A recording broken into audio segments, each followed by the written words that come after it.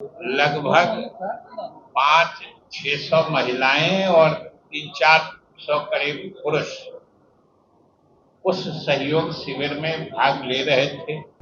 कई काउंटरों पर तो लगभग दर्जन भर से अधिक पुरुष और महिलाएं पंक्तिबद्ध होकर अपनी शिकायत दर्ज करा रहे थे। मुख्यमंत्री जी ने जिस मंशा से इस कार्यक्रम की शुरुआत की है वो सही दिशा में जा रही है। जो सरकार के अधिकारी जिनके दफ्तरों के चक्कर ग्रामीण लगाया करते थे, अब उनके गांव में जाकर उनकी शिकायतें लेकर उसका निपटारा करते हैं। हम लोग कितने सीट पर कैंडिडेट देंगे, कौन देंगे, ये आपको बिल्कुल ससमय बता दिया। शिक्षा से जुड़ी जो संस्थाएं हैं या मदरसा शिक्षा से जुड़ी जो संस्थाएं हैं, हमने देखा है कि शिक्षा मंत्री का बयान है कि हम दोनों की जांच करें। और एक सरकार अब मदरसा बोर्ड के स्कूलों के साथ संस्कृत बोर्ड के स्कूलों की भी जांच कराएगी। जी हाँ, ये हम नहीं कह रहे हैं बल्कि बिहार के डिप्टी सीएम विजय कुमार चौधरी कह रहे हैं। वहीं आपको बताते चलें कि जिस तरीके से बिहार सरकार के द्वारा सहयोग शिविर लगाया जा रहा है, तमाम जो मंत्री हैं वो सहयोग शिविर लगा रहे हैं, उसको लेकर उन्होंने साफ कहा है कि जिस तरह से नीतीश कुमार ने कहा था कि वो जनता के बीच में रहना चाहते हैं और जो जनता के जो सबसे निम्न वर्ग के लोग हैं उनकी समस्याओं को दूर करना चाहते हैं। पहले आपको सुनवाते हैं क्या कह रहे हैं उप मुख्यमंत्री विजय कुमार चौधरी।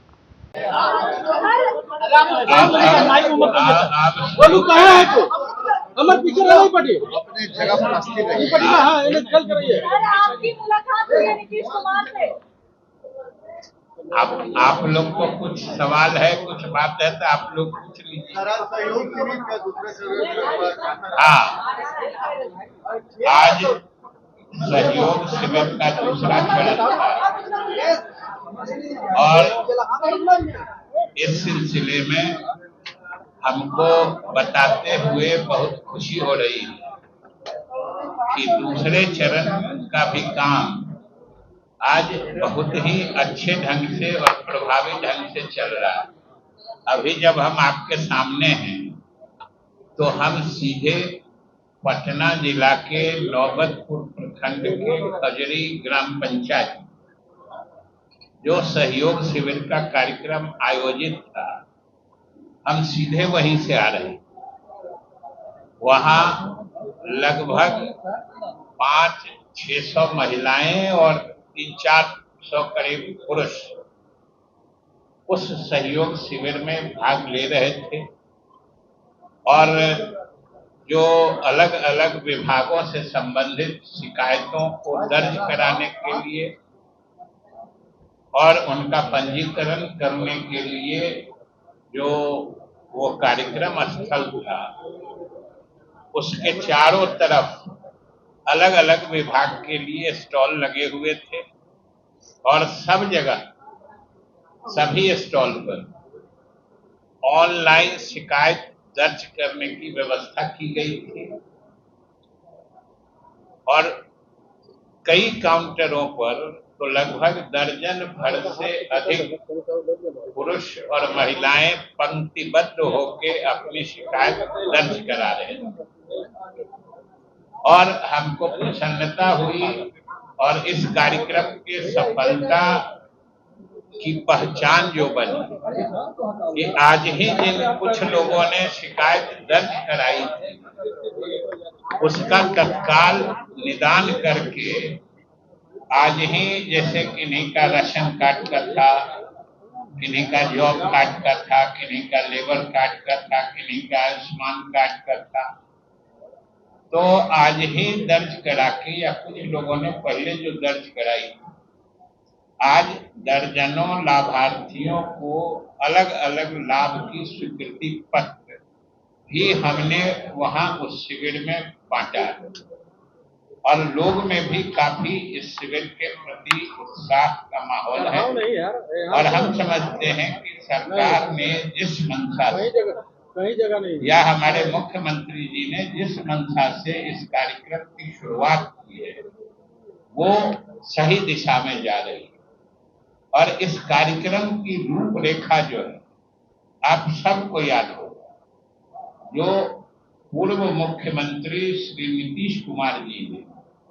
जो एनडीए के पिछले लगभग 20 वर्षों के शासनकाल में जो विकास की योजनाओं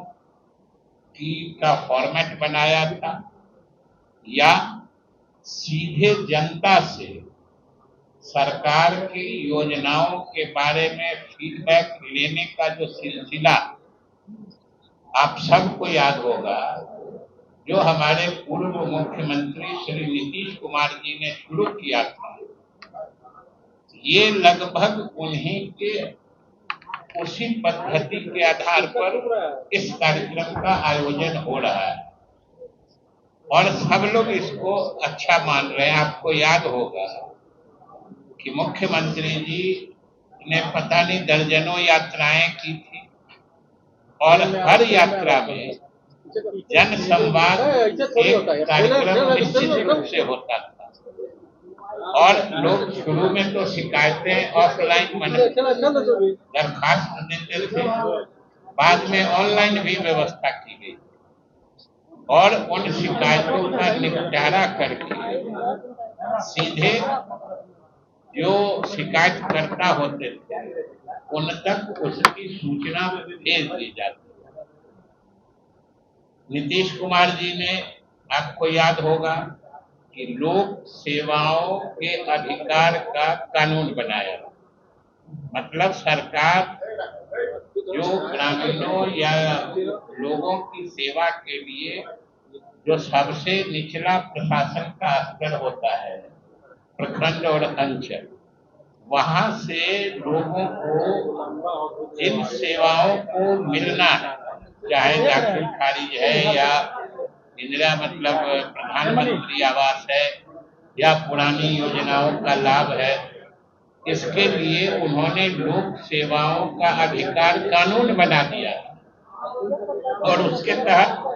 जो आवेदन आते थे ऑनलाइन रजिस्ट्रेशन करके उसका एक निश्चित समय सीमा में सरकारी अधिकारियों को जवाब देना पड़ता था, निष्पादन करना पड़ता था। उसी तरीके से उसके साथ ही नीतीश कुमार जी ने एक दूसरा कानून जो और भी प्रगतिशील था, वो लोक शिकायत निवारण कानून, वो भी उन्होंने बनाया और इन दोनों कानूनों के तहत मतलब जनता को अधिकार संपन्न बनाना था कि वो सिर्फ सरकार की योजनाओं का लाभ लेना या सरकार का लाभ देना ये सिर्फ कोई प्रशासनिक कदम नहीं, नीतीश कुमार जी के द्वारा बनाए हुए कानूनों की विशेषता थी, जिसने जनता को अधिकार संपन्न बनाया कि आपको सरकार की सेवाओं का लेने का अधिकार है, ये कोई सरकार एहसान नहीं करती। और वो जो जागरूकता आई और फिर अभी जो मुख्यमंत्री जी ने ये सहयोग शिविर का आयोजन किया है, जिसमें जो सरकार के अधिकारी जिनके दफ्तरों के चक्कर ग्रामीण लगाया करते थे, अब उनके गांव में जाकर उनकी शिकायतें लेकर उसका निपटारा करते हैं। ये समझिए कि जो नीतीश कुमार जी की योजनाएं थी, उनकी जो सोच थी, उसको मुख्यमंत्री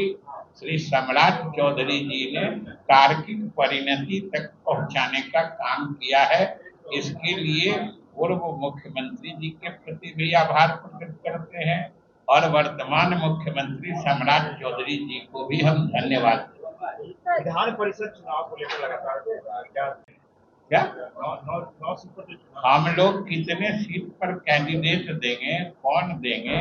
ये आपको बिल्कुल ससमय बता दिया। लगातार जांच की बात हो रही है, मदरसा पे जांच का आदेश दिया है, वो संस्कृत वाले का भी जांच है। आप लोग पता नहीं क्यों सरकार जो भी कहती है उसका आधा ही देखते या सुनते। हमने देखा है शिक्षा विभाग में संस्कृत जो से जुड़ी संस्कृत शिक्षा से जुड़ी जो संस्थाएं हैं या मदरसा शिक्षा से जुड़ी जो संस्थाएं हैं, हमने देखा है कि शिक्षा मंत्री का बयान है कि हम दोनों की जांच करें। और एक चीज हमेशा सोचना चाहिए कि जांच अपने आप में कभी कोई गलत चीज नहीं होती, और जांच कराने के लिए तो सबको हमेशा तैयार रहना चाहिए, चाहे संस्कृत स्कूल हो या मदरसा शिक्षा। और हम जितने भी मदरसा संचालक या संस्कृत संस्थानों के संचालक हैं, हम सबों से अनुरोध करते हैं कि जो सरकार चाहती है उसके हिसाब से वो सरकार को सूचनाएं दे दे, और आखिर तभी तो समीक्षा के क्रम में पता चलेगा जो उनकी परेशानी क्या है। तो जो भी परेशानी होगी फिर सरकार उस पर बात करेगी। सरकार तो दोनों शिक्षा को बढ़ावा देना चाहती है, और बढ़ावा देने का मतलब ही होता है कि सही ढंग की ही संस्थाएं चलें। क्योंकि अगर कोई गलत संस्था, फर्जी संस्था चलती है तो उससे जो अच्छी और बोनाफाइड संस्थाएं भी जो होती हैं उनकी भी प्रासंगिकता पर प्रश्न चिन्ह लगता है।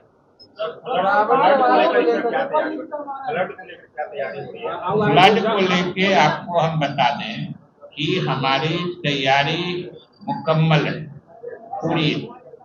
और इस बार आप लोगों को बताते हुए हमें प्रसन्नता हो रही है कि बाढ़ के समय से पहले जो आक्राम्य स्थल यानी वल्नरेबल पॉइंट्स, जहाँ पे बांध के क्षतिग्रस्त होने की संभावना होती है, उसकी पहचान करा के, वैसे समय तो 31 मई होता है या खींच के 15 जून तक जाता है, लेकिन हम लोगों ने लगभग सारे कटाव निरोधक कार्य, उसको हम कहते हैं, वो हम लोगों ने पूरा कर दिया। दूसरी तैयारी होती है कि अगर बाढ़ आ ही जाए, क्योंकि ये जान लीजिए बाढ़ को कोई मानव जनित उपाय से रोका नहीं जा सकता। अगर बारिश नेपाल में अधिक होगी तो यहाँ बाढ़ आएगी। और बिहार का दुर्भाग्य ये है कि बिहार में बारिश होती है तो बिहार का भला होता है, बिहार का कुछ नुकसान नहीं होता है। लेकिन अगर नेपाल में अधिक बारिश हो जाएगी, कम समय में अधिक बारिश, तो उत्तर बिहार में बाढ़ की स्थिति बनती है। इसी तरीके से जैसे पिछले वर्ष हुआ,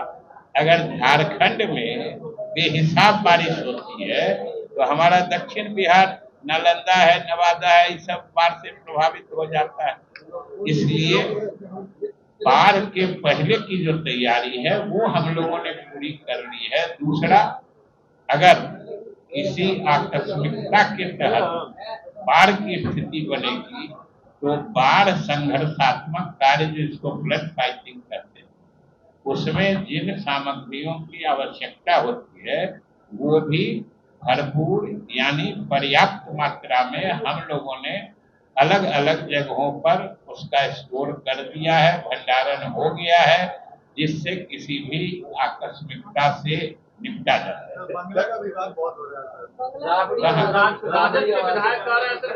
ये देखिए, ये तो सरकारी नियम कानून की बात होती है। और जैसा हमने देखा है कि कल इसी जगह से भवन निर्माण मंत्री ने ही सारी स्थिति को स्पष्ट कर दिया।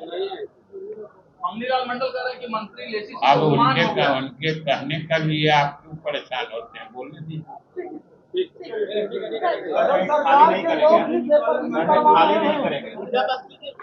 हो गया और कुछ है, चले बोलिए सर। सर, कांग्रेस अध्यक्ष कह रहे हैं कि सरकार के लोग ही पेपर लीक करवाते हैं। देखिए, वैसे तो जो लोग भी कहते हैं हम लोग सुनते हैं, लेकिन कौन क्या कहते हैं उसका अर्थ हम लोगों से ज्यादा मीडिया वाले समझते हैं। तो आपने इस साफ तौर पर सुना कि वो कहते हुए नजर आ रहे हैं कि सहयोग शिविर के जरिए कहीं ना कहीं जन समस्या सुनी जा रही है और तमाम विभागों के अलग अलग स्टॉल लगाकर उनकी समस्याओं का ऑन द स्पॉट जो है निष्पादन किया जा रहा है। वहीं एमएलसी चुनाव को लेकर उन्होंने साफ कह दिया है कि घबराने की ज़रूरत नहीं है, समय आपको सारी चीज़ें बता दी जाएगी। लेकिन सरकार की तरफ से लगातार सहयोग शिविर का आयोजन किया जा रहा है। ये दूसरा चरण है और कहीं ना कहीं जन समस्याओं को सुनने के लिए तमाम मंत्रियों के साथ साथ बिहार के मुख्यमंत्री भी आज सहयोग शिविर में एक बार फिर से पहुंचे, जहां पहले वो शेखपुरा जिला के बरबीघा प्रखंड स्थित सामस गांव में गए, उसके बाद वो मुजफ्फरपुर पहुंचे हुए हैं। कैमरा पर्सन गोलू के साथ सुधेंद्र रमन, NBC 24 पटना।